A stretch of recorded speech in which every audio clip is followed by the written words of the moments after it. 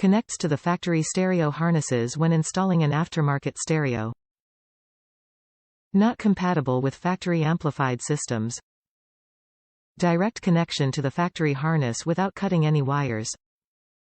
Manufactured with factory quality wire and connector wire harness for aftermarket stereo installation with color-coded wires. EIA industry standard color-coded wires for an easier installation. Top reviews from the United States.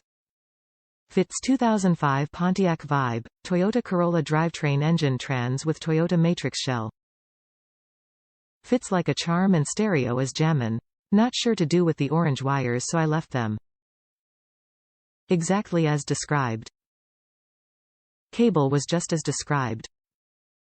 My original 2004 Venture radio has a digital signal to turn it on and off, so that didn't work on the new radio, which is what the manufacturer had told me.